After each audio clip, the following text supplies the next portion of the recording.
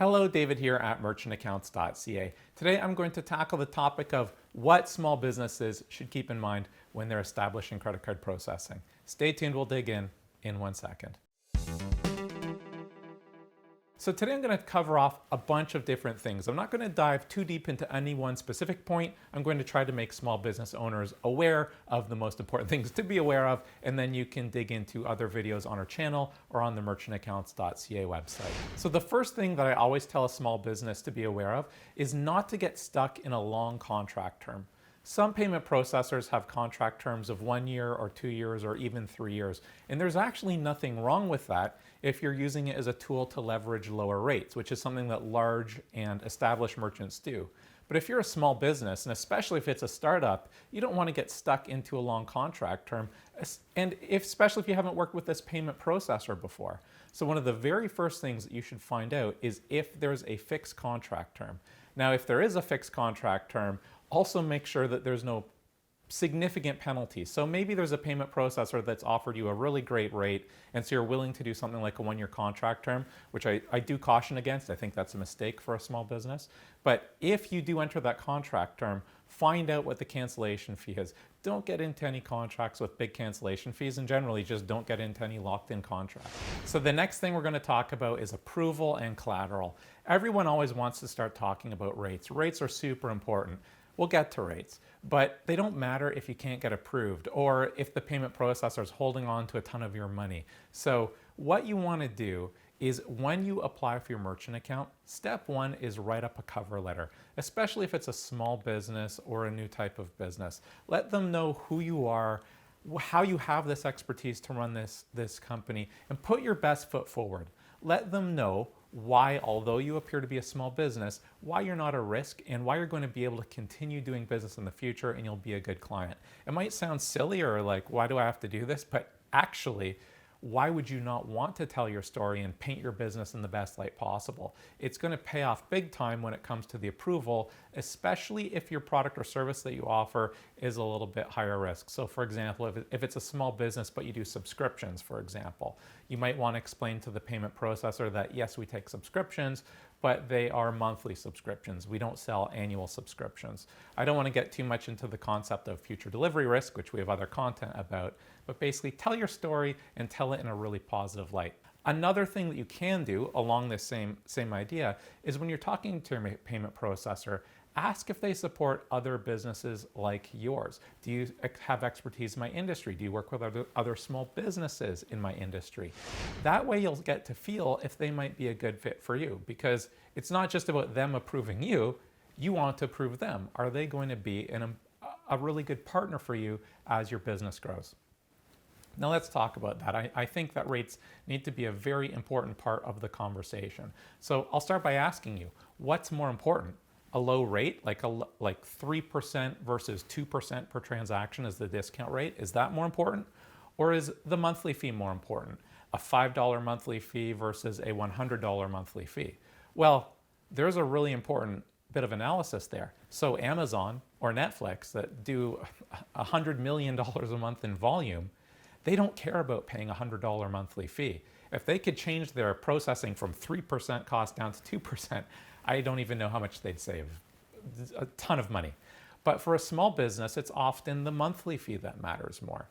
Because even if you save 1% on your processing, if you're only processing $5,000 a month in sales, it's not that big of a deal.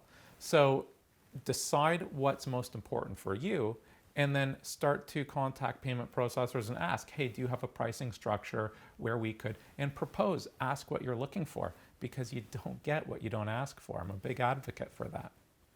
Another thing to consider is in terms of the discount rate. There are a couple of pricing models in the industry, but the two good ones are either flat pricing. This is where you get a fixed rate. Again, let's just pretend 3%. And if it's a rewards card, if it's an Air Miles card, if it's a corporate card, it doesn't matter. It doesn't cause your rate to fluctuate. Now, flat rates are really great. They're really transparent. They're very easy to reconcile, but they're not the lowest pricing model. And if you want to get the lowest rate possible, you ask for something called interchange plus pricing. And again, I'm trying to make this kind of a condensed, quick hit video. I don't want to get into a big interchange lesson. But interchange means cost from Visa and MasterCard directly to the payment processor. And there's a pricing model where it's called interchange plus. It's whereas the processor, we say, hey, every time you run a transaction, I'm just going to take whatever the cost is from Visa or MasterCard and add on, let's pretend I quoted a merchant a rate of 0.5%. So merchant, your rate is interchange plus 0.5%. Anytime you process a card, we take the true interchange cost, add on our fee of 0.5%, and that's the rate that you pay. So interchange plus pricing is a far better value for larger merchants. If you process more than $10,000 a month, roughly, that's when it starts to make sense to look at interchange plus pricing. Now, another big thing, this is another trick. And this applies not just to rates, but it applies to everything.